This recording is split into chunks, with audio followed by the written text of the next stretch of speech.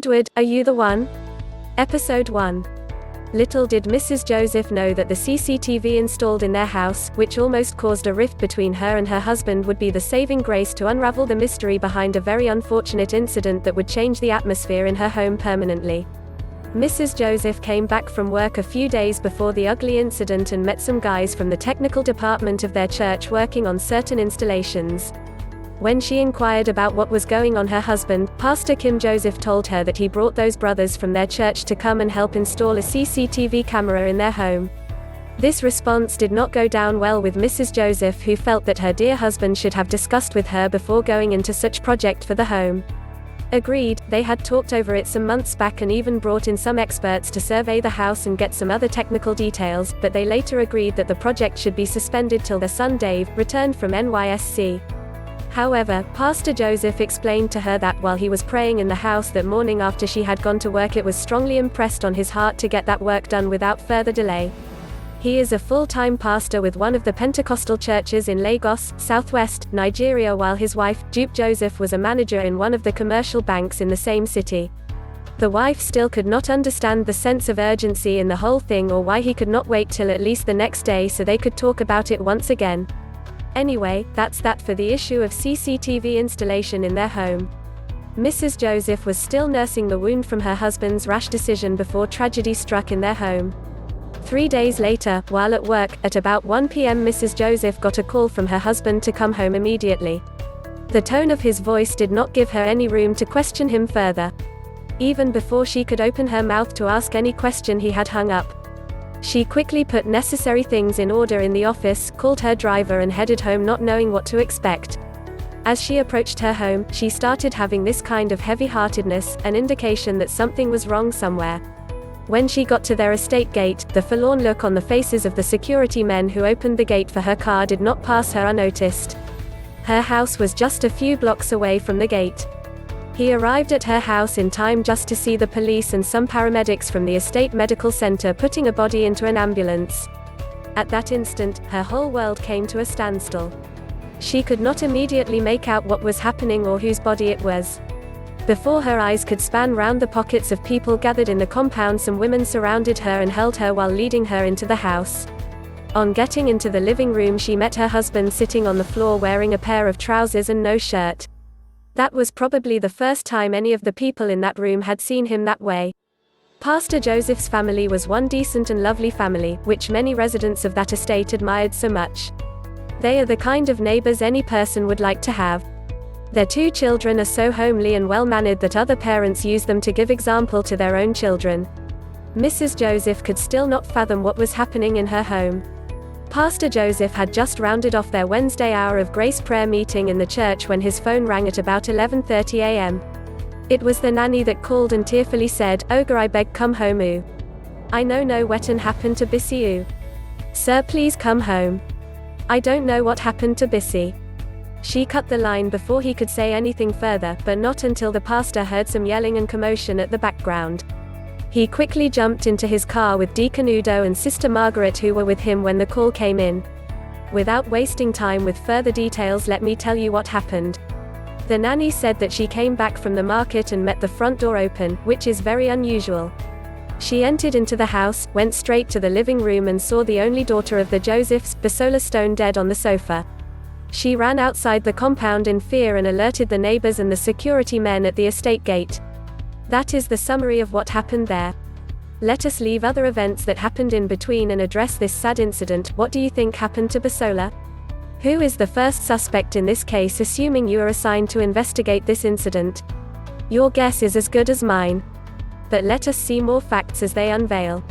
In the midst of the uproar and confusion, one of the police officers who came there asked them if there was anything like CCTV in their house. And Pastor Joseph answered in the affirmative. He then led the team to make the most painful discovery of their lives so far. From the CCTV recordings, they saw that a male figure came into the house at about 10:15 a.m. and Basola opened the door to him. He came in and sat a while talking with the girl before other ugly things followed. From the moment he came in, he went straight and sat near the girl on the 3-seater sofa she was reclining on reading a novel. Basola was relaxed and smiling heartily with him all the while. Suddenly the scene changed. He pinned her down on the floor and raped her. He was raping her and using the pillow to snuff the life out of her at the same time. When he was done the first round, he got up and moved round the house in search of God knows what. After walking round, he came back to the motionless body of the girl and raped her again, then picked her and dropped her on the seat. He went further to bring out a small bottle from his pocket, opened it and tried to force some of the content into her mouth. When it was obvious the liquid was not going down, he went into the kitchen and poured the content into the kitchen sink, came back and placed the empty bottle near the sofa where the girl lay. He made sure he opened it and dropped the cover on the floor. When he was done, he quietly opened the door and left. Don't cry yet, because more horrifying revelations are coming. Let's check this place tomorrow to know what happened next. Shalom. Edward, are you the one? Episode 2 *. From the CCTV footage, it was not difficult for the pastor to pick who the killer was. Even the nanny was called in by the police and she immediately identified the monster. In other words, he was well known to the family. Mrs. Joseph was too shattered to be made to watch any video, but I guess she too would have been able to recognize the assailant. The policemen encouraged the pastor to put himself together and put a call across to the killer and invite him to come and help him to do something in the church. He obliged and mustered courage and made a call to the guy at the other end. He was asked to put the call on speaker so that others could follow in the conversation. The pastor sounded as calm as ever while the voice at the other end was enthusiastic to hear from him. And the brief discussion went thus. Pastor Joseph: hello my boy, how are you doing today? Voice: I am fine sir. What of mummy and other members of the family? Pastor: they are good, we bless God. Voice: okay sir. Pastor: I don't know, are you so busy this afternoon? Voice: not really sir. Is there something you want me to do for you? Pastor: good to hear that. Can you come over to the church now to help me type some mails?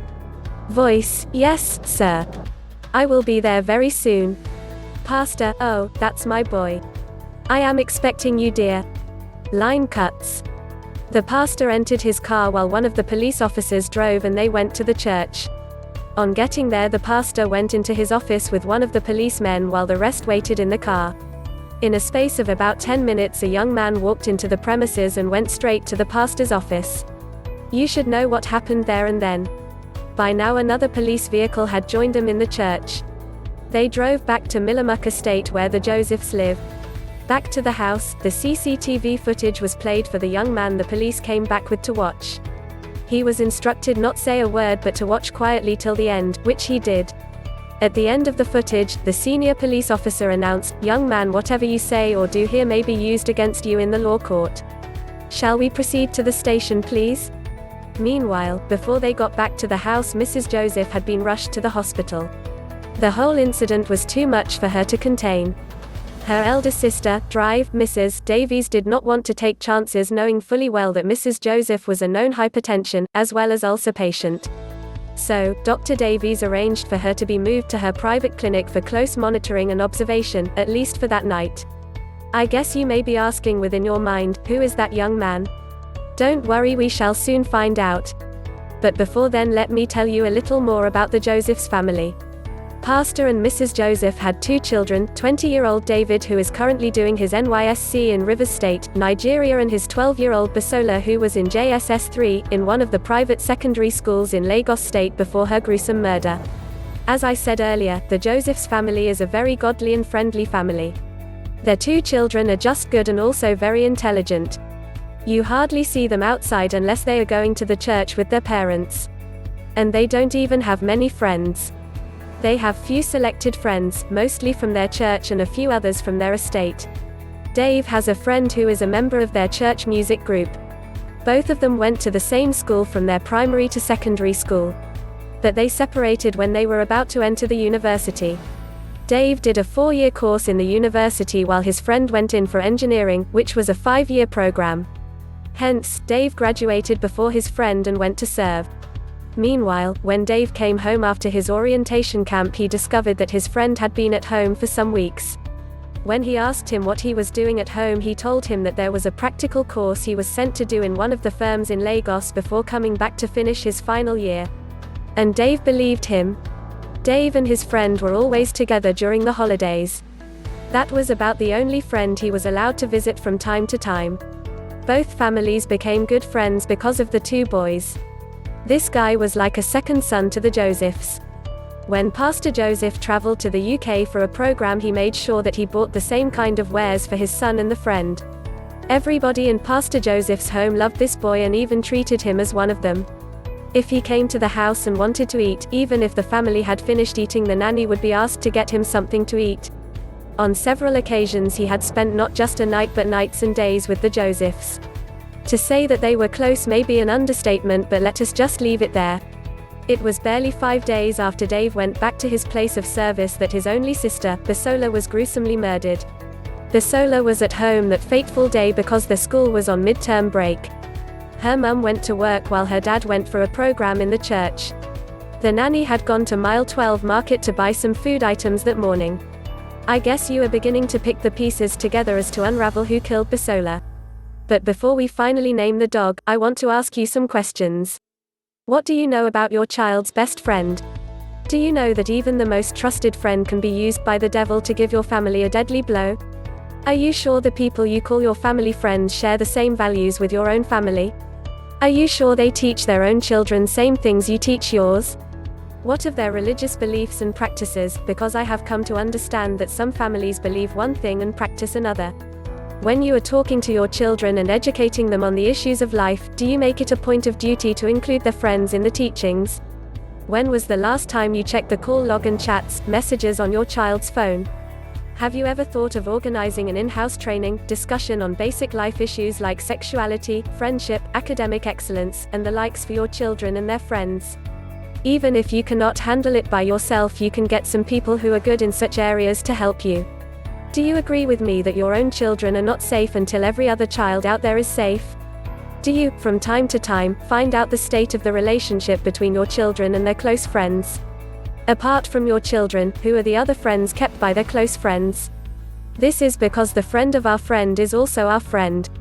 Do you know that the fact that you are a child of God does not make your family totally immune to some of the pains other families are passing through? Do you know that you may be sincerely wrong to trust some unproven friends? Is there any reason under heaven why you should allow your daughter to be very close and relaxed with a young man without any measure of fear or suspicion? Are you aware that sexual hormones do not know who is a sibling or a friend? Do you know that at times boys can use their association with your son to get at your girls and vice versa? Am I wrong to say that none of my children should entertain their friends inside the room? Every friend must stay and be entertained in the living room, irrespective of who they are. Am I also wrong to say that I do not allow their friends to sleep over in my home unless I am fully persuaded about who I am relating with, down to knowing the family and their value system? Who are your own friends? What is the testimony of people in your area about your family? Please forgive me for throwing this number of questions to you at the same time. By the way, I still have many questions to ask, but I just remembered that we are still looking for Basola's murderer. At the police station, the police quizzed the young man they picked from Pastor Joseph's house. Officer, what is your name? Young man, in a muffled voice, Edward. Officer, Edward who? Young man, Edward Magidda. Officer, Edward, did you recognize the man in the CCTV footage you watched before we left Pastor Joseph's house? Edward, yes sir.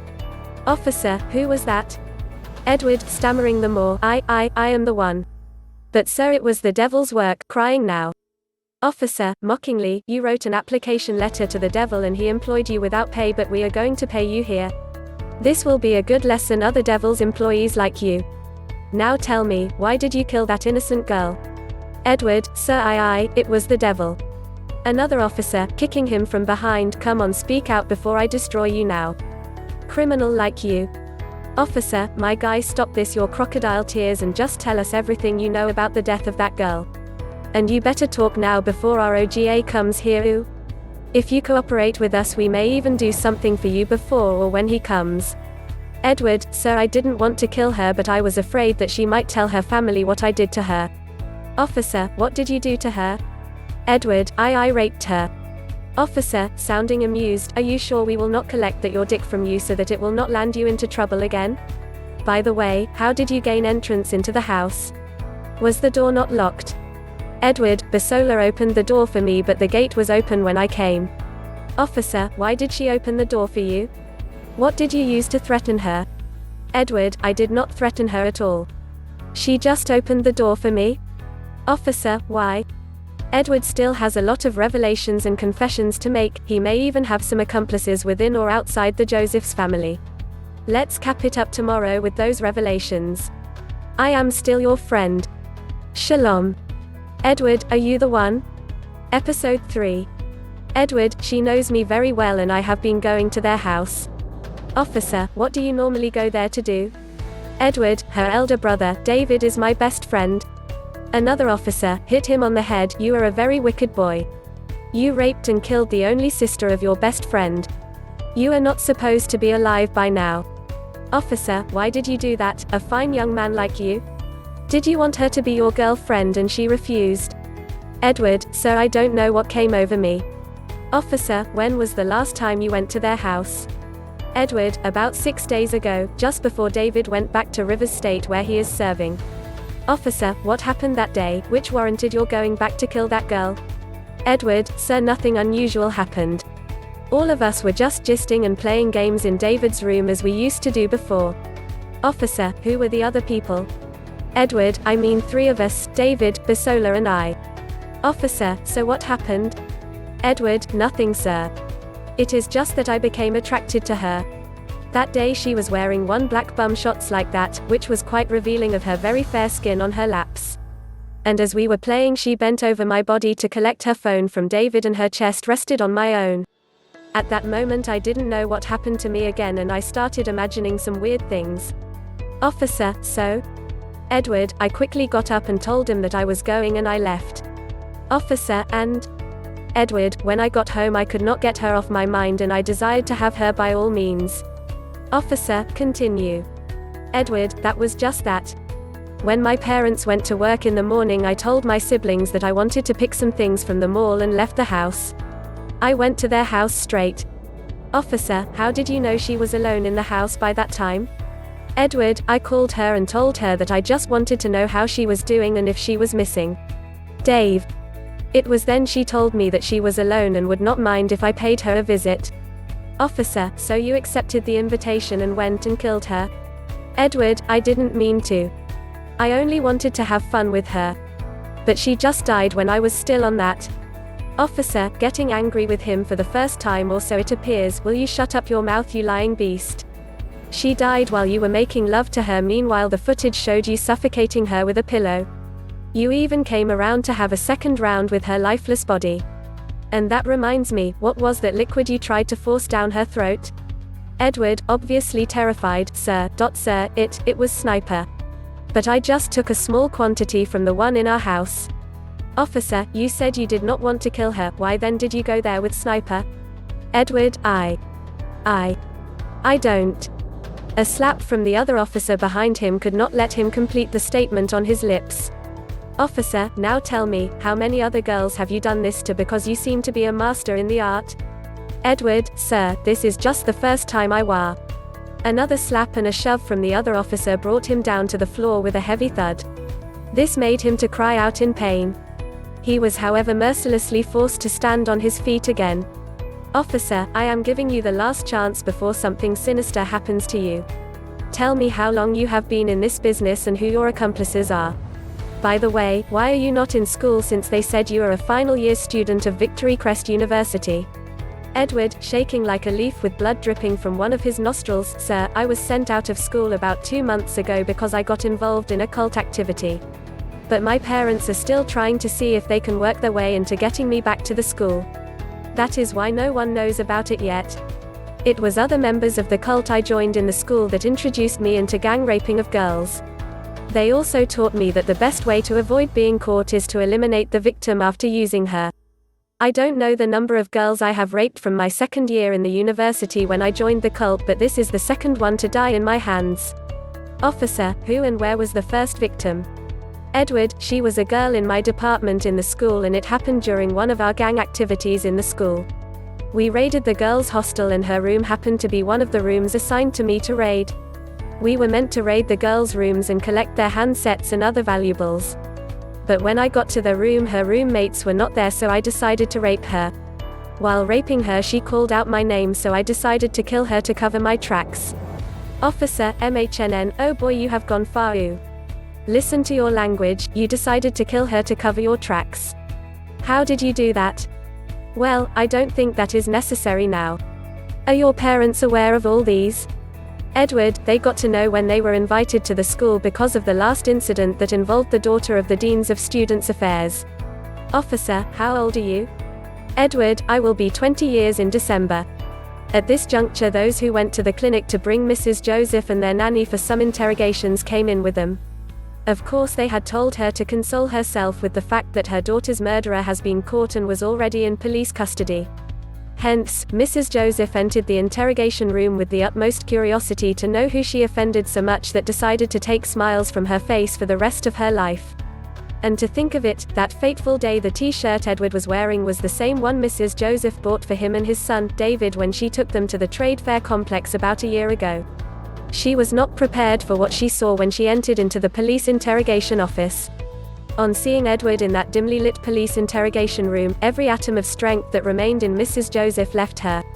Just before she collapsed on the floor, she managed to say in a trembling voice, "Edward, are you the one?" These are the facts we have been able to pick from the story. Edward, David Josper's best friend, killed Basola, the only sister David had. Edward killed Basola right inside her parents' house, where he had always spent good times with the family before that fateful date. Basola trusted Edward so much and as such did not hesitate to throw their door wide open for him despite the fact that she was alone in the house. Another proof that 90% of pedophiles and other child sexual molesters are people known to the child. Neither David nor his family knew that his best friend was a cultist and serial rapist. They also did not know that he was already rusticated from the campus and could not conclude his final year. Edward was filled with lustful desires to waste Basola from the day she unconsciously exposed her thighs and chest in a very unbecoming manner before him. Another reason why we should ensure that our daughters dress decently even at home, especially when there are male visitors in the house. That is the end of the story for now. But watch out for another series. Draw your own conclusions as a parent and as a family. I am still your friend. Please subscribe and share.